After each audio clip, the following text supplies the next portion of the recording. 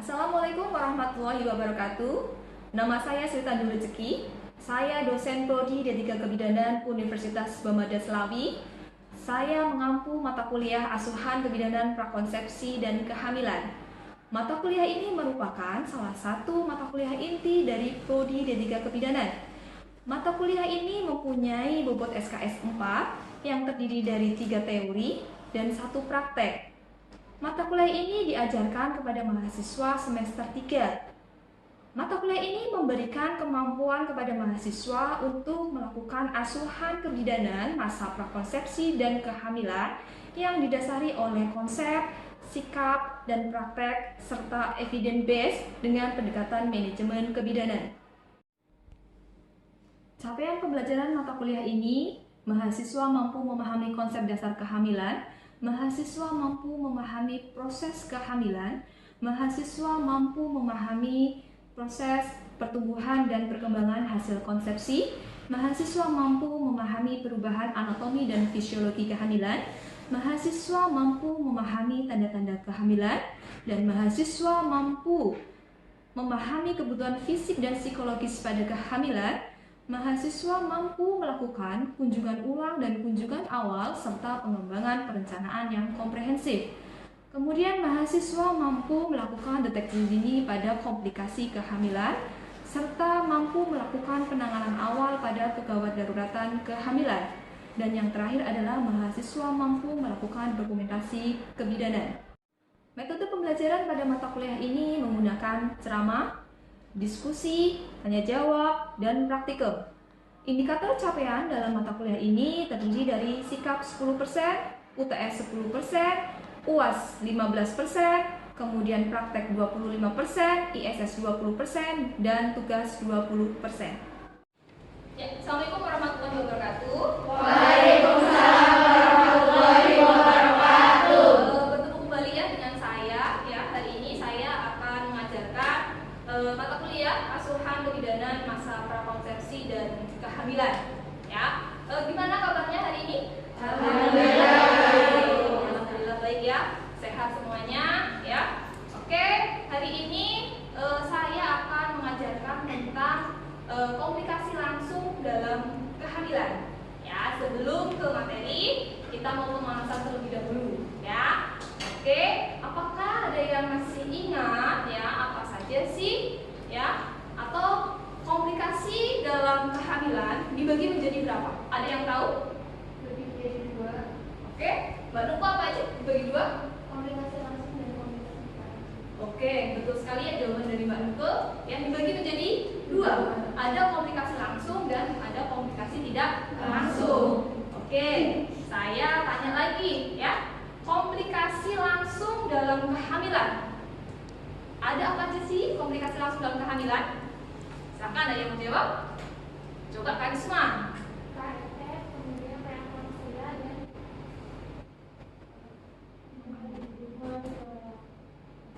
Iya, betul, nggak apa-apa. Yang keras suaranya, teman-temannya nggak dengar. Yuk, jawab yang keras. Yang pertama apa? KRT, KET, 2. kemudian ada preeklamsi, Preeklamsi, 3.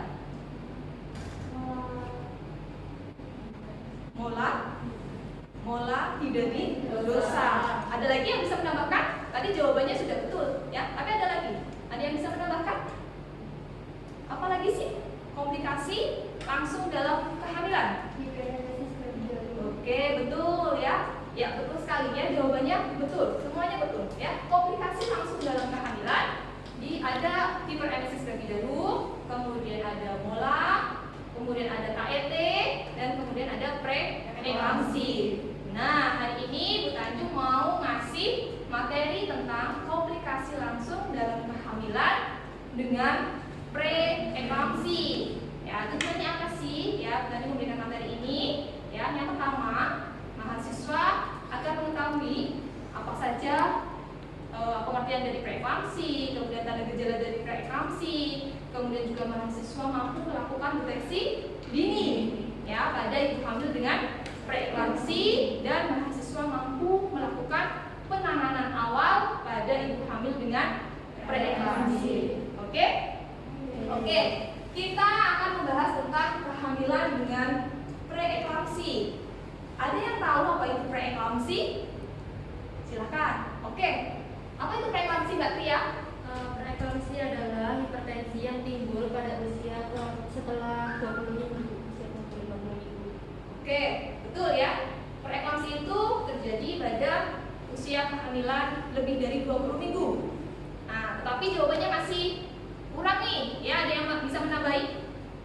Dan apa? Terjadi pada usia kehamilan kurang dari 20 lebih dari 20 minggu, ya, dan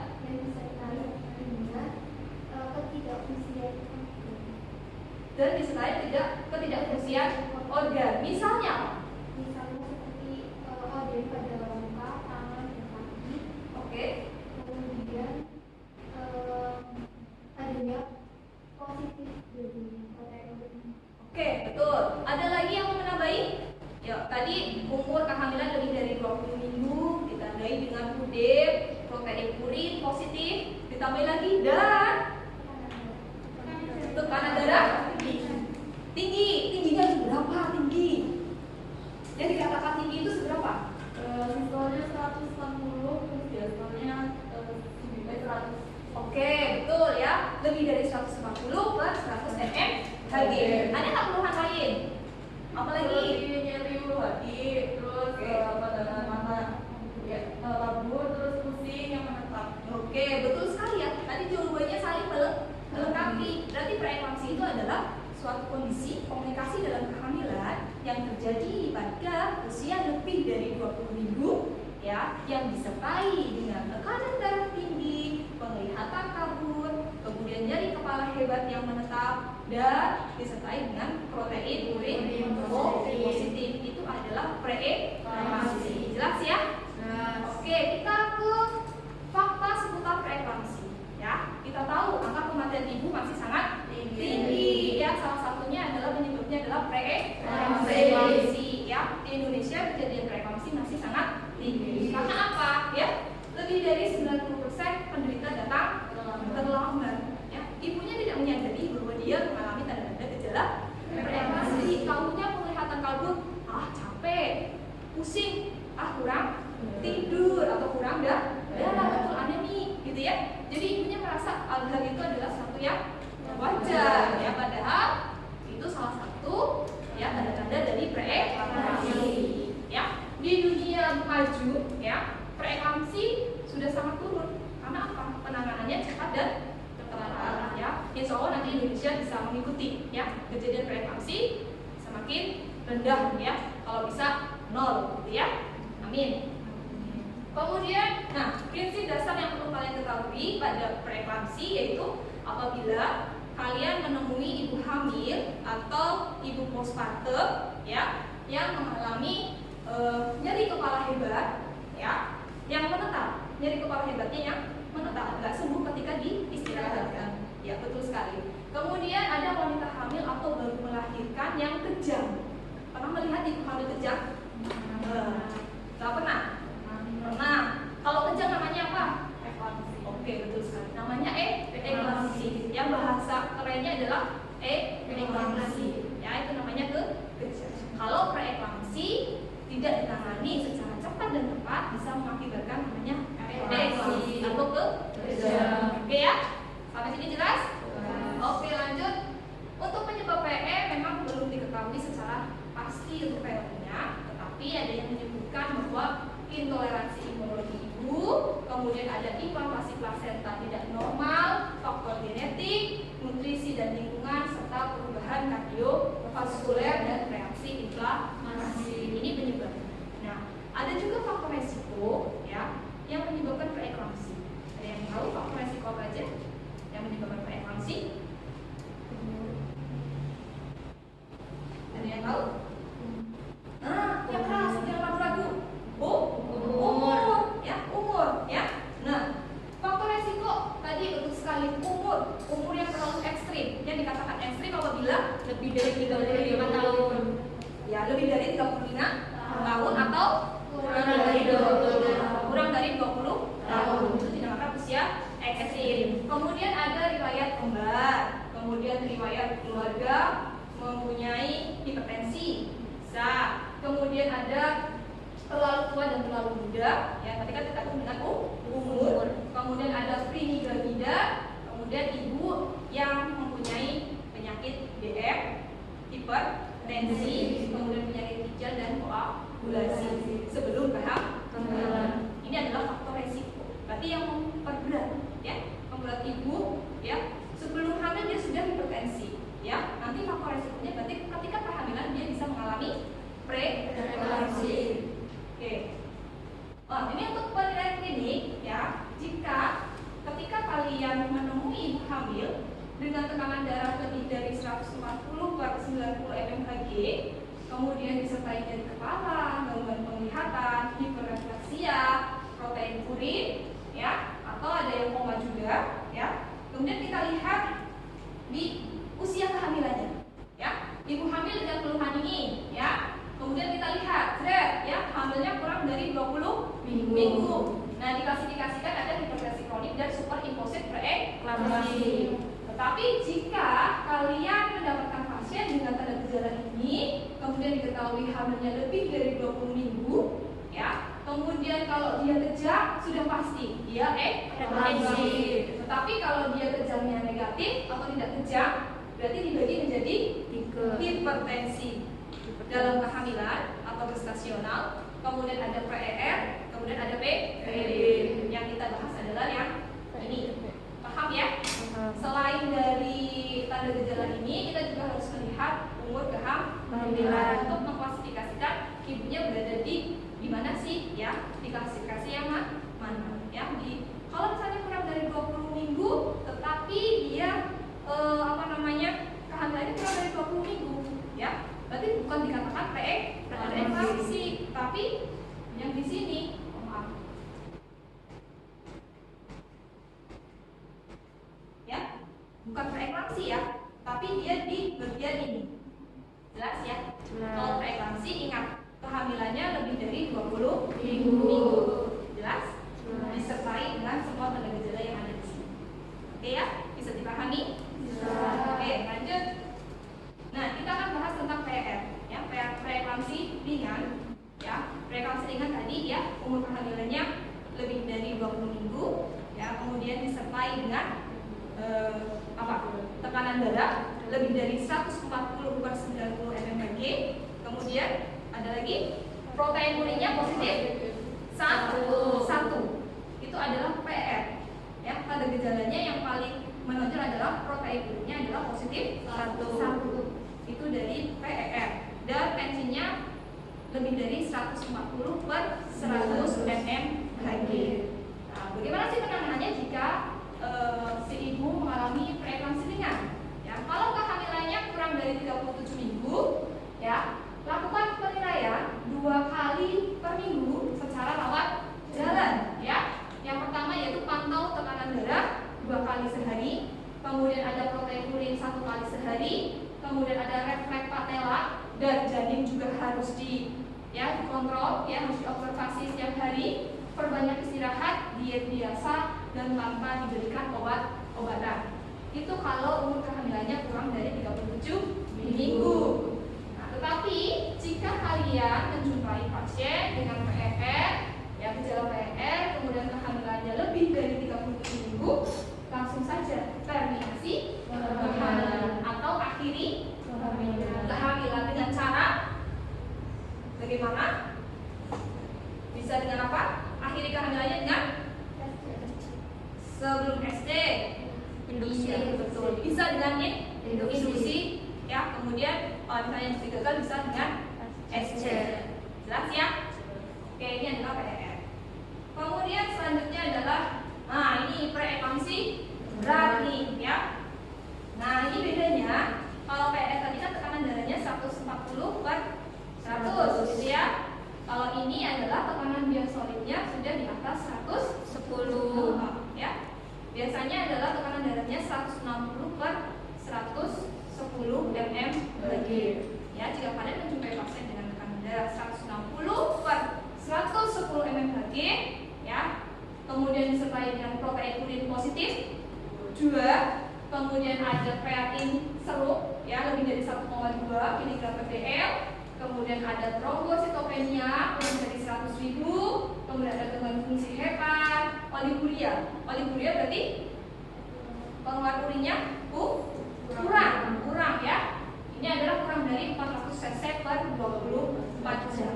Kemudian ada pertumbuhan janin terhambat, ada udem paru, sianosis ya, nyeri kepala hebat, kemudian nyeri epigastrik ya, ada gagal jantung. Tapi kalau kalian bisa atau menjumpai hanya tekanan darahnya tinggi, kemudian gangguan penglihatan, sakit kepala yang hebat, kemudian disertai dengan tekanan darah per 160 per 110, dia sudah bisa dikatakan PEB.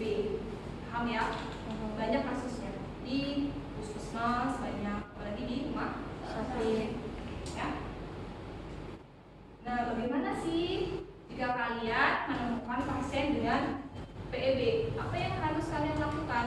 Boleh nggak sih bidan itu memberikan pertolongan ya atau penanganan awal? Boleh nggak? Boleh nggak? Boleh? Boleh? Boleh nggak? Ragu-ragu boleh apa enggak? Boleh nggak? Oh iya, yang keras ya. Boleh. Sudah diatur dalam undang-undang ya, sudah ada kewenangannya bidan memberikan penanganan awal pada kasus PEB. Jangan ragu, malah itu tugas kalian sebagai bidan ya. Yang pertama adalah berikan profilaksis kejang atau berikan MGSO 4 ya. Kemudian dikasih terapi hipertensi. Tensinya kan tinggi tuh, kita turunkan dengan nifedipin ya, 5 mg sublingual. Sublingual tahu? Iya, di bawah lidah. Obatnya itu ditaruh di bawah lidah untuk penyerapan yang lebih maksimal atau lebih cepat ya. Kemudian setelah pasien stabil, kan tadi sudah dikasih MGSO 4, kasih nifedipin. Pasien stabil harus segera lakukan harus dibawa ke rumah sakit ya. Kemudian di tempat rujukan kita lihat tadi umur kehamilannya berapa, lebih dari 37 minggu, segera lakukan reanimasi kehamilan. Jelas ya? Berarti awalnya adalah pemberian MGSO 4 anti kejang biar ibunya nggak kejang ya, biar tidak terjadi eklamasi. Kemudian untuk menurunkan hipertensinya dikasih nifedipin. Oke ya. Habis itu ya dirujuk, jangan ditungguin di puskesmas, jangan, tapi harus langsung dilakukan rujukan untuk mendapatkan penanganan yang lebih lanjut. Oke ya, sampai sini jelas? Oke, lanjut.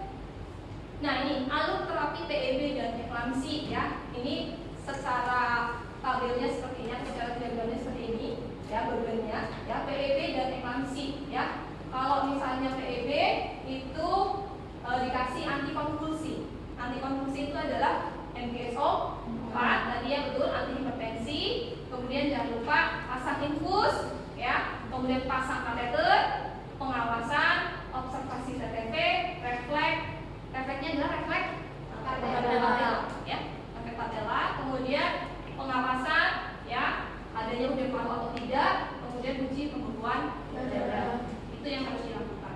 Kemudian kalau misalnya terjadi ada oliguria ya, kemudian ada komplikasi, misalnya ada sindrom HEP, kemudian ada koma, langsung rujuk ke pelayanan kesehatan. Kemudian kalau ada gawat janin ya, gawat janin itu berarti bagaimana? Kalian tahunya gawat janin bagaimana?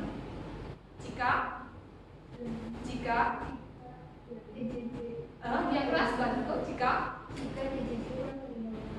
kurang dari jika DJJ kurang dari 120 atau lebih dari 160 itu dikatakan gawat janin. Udah langsung aja SSC gitu ya. Kemudian untuk persalinannya itu harus terjadi 12 jam kalau ibunya kejang. Dari kejangnya itu berarti persalinan itu maksimal itu 12 jam. Tapi paling baik ya harus segera diakhiri. Itu kan ini batas waktunya ya. Kemudian kalau yang PEB itu harus 24 jam ya. Pertama dia diagnosis PEB. Misalnya diagnosis PEB nih, berarti maksimal itu dia harus bersalin dalam waktu 24 jam. Itu maksimal ya. Yang paling cepat ya harus segera diakhiri. Gitu ya. Oke. Lanjut. Nah, Bu, kalau misalnya hamil terus PEB, persalinan PEB, terus habis itu selesai PEB-nya, belum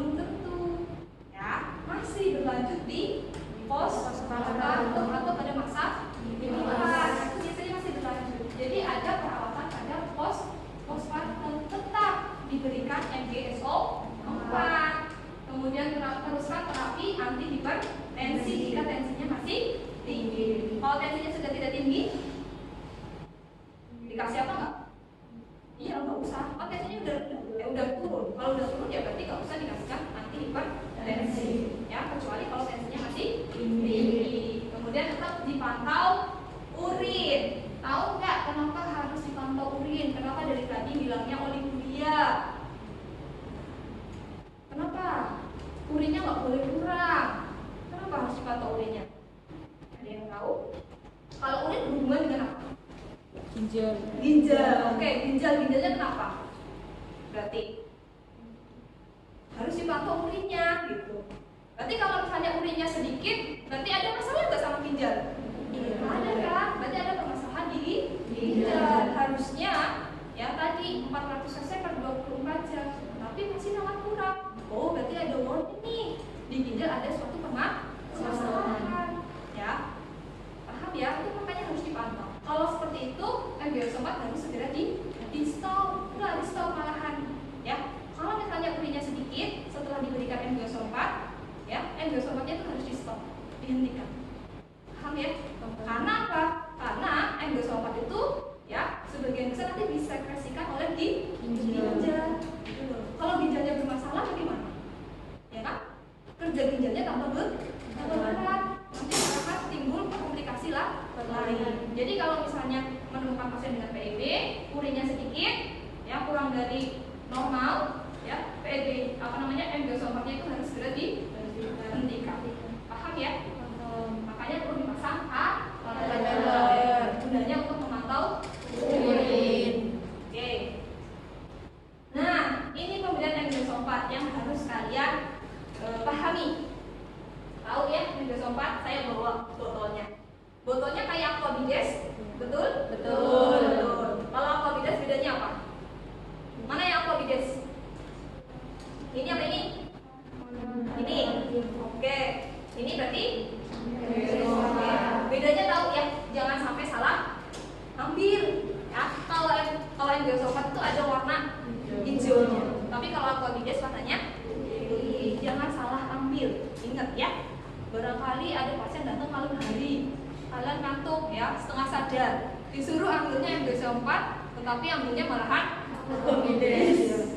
Ya nggak bisa, ya malahan pasiennya nanti bisa kejang. Ya, diingat ya, makanya harus dilihat ya warnanya apa di sini. Jelas ya? Oke, ini pemberian MgSO4 harus ada syaratnya. Nggak boleh ada pasien PEB datang kemudian kalian langsung ambil MgSO4 langsung diberikan. Tapi harus ada syaratnya. Yang pertama adalah tersedianya kalsium glukonat 10%, kemudian ada frekuensi pernafasan minimal 16 kali per menit, ya, kemudian perfect patella harus positif, kemudian urin minimal 30 cc dalam per jam, ya, dalam 4 jam. Nanti urinnya harus selalu dipantau, pernafasannya juga harus dipantau. Ini syarat. Kalau memenuhi keempat syarat ini, MgSO4 boleh diberikan. Tapi Bu, misalnya kok urinnya kurang tuh dari ini, ya berarti tidak boleh diberikan. Karena tadi ada indikasi masalah pada ginjal. Kemudian Bu, pernafasannya cepat Bu, boleh nggak? Nggak boleh. Berarti ada indikasi kelemahan otot pernafasan. Bu, nggak boleh dikasih efek patelanya terlalu hiper ya, maksudnya terlalu hiper gini loh. Kalau rendangnya kalau di refleks patella terlalu hiper ya gerakannya, itu juga nggak boleh. Ya, paham? Itu berarti ada gangguan pada saraf. Itu nggak boleh diberikan. Jelas? Oke ya. Keempat syarat terpenuhi, boleh ini masuk. Sampai sini jelas? Ada yang mau ditanyakan? Nah, ini ya. Bedanya ini ada MgSO4 ya. Konsentrasinya berbeda-beda. Ada yang 10%, 20%, 40% dan 50%. Kalau 10% itu 1 gramnya 10 cc atau mili, kemudian 20% itu 1 gramnya 5 cc, 40% 1 gramnya 2,5 cc. Yang saya pegang ini adalah 40%, berarti 1 gramnya adalah 2,5 cc. Maksudnya apa sih Bu?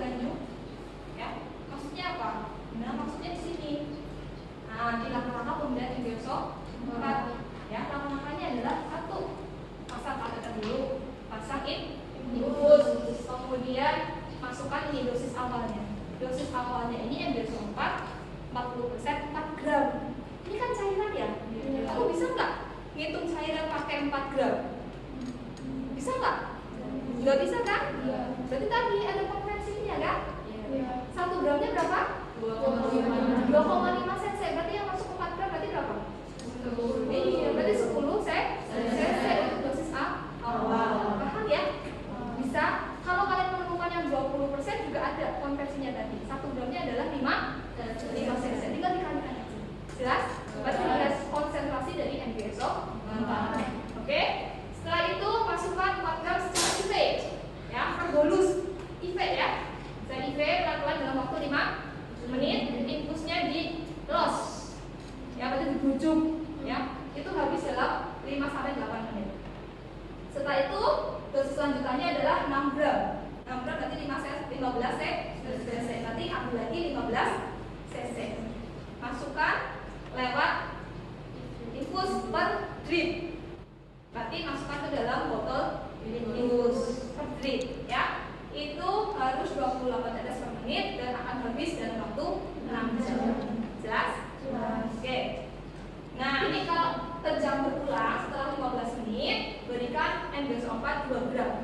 Ya. Diberikan dengan cara diencerkan aquabides ya sebanyak 5 cc dan diberikan selama 5 menit. Kalau kejang, habis dikasih dosis yang pertama, kemudian ibunya kejang, kita kasih lagi. Ya, hasilnya adalah 5 cc. Jelas? Oke. Dan MgSO4 itu harus dihentikan kapan?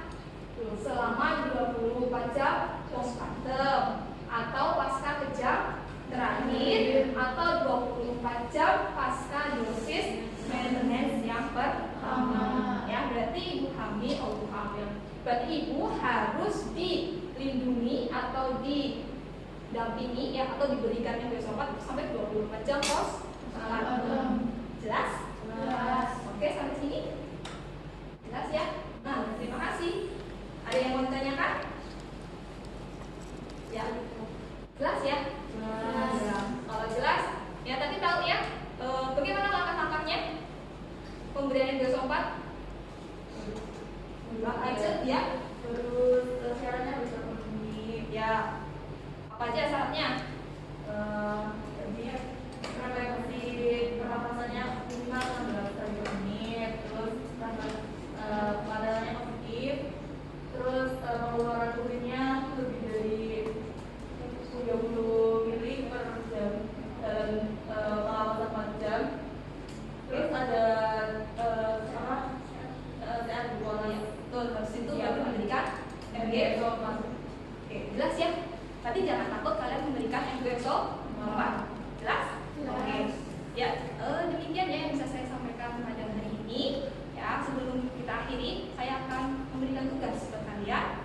Ya, tolong nanti cari jurnal, boleh jurnal nasional maupun jurnal internasional. Nanti di review jurnalnya, ya. Nanti dikumpulkan 2 hari dari sekarang. Oke, jelas? Boleh misalkan mau nasional mau internasional boleh. Ya, nanti di review jurnalnya tentang berkaitan dengan preeklamasi. Oke? Ada yang bertanya lagi? Kalau tidak ada, saya akhiri. Terima kasih atas perhatiannya. Wassalamualaikum warahmatullahi wabarakatuh.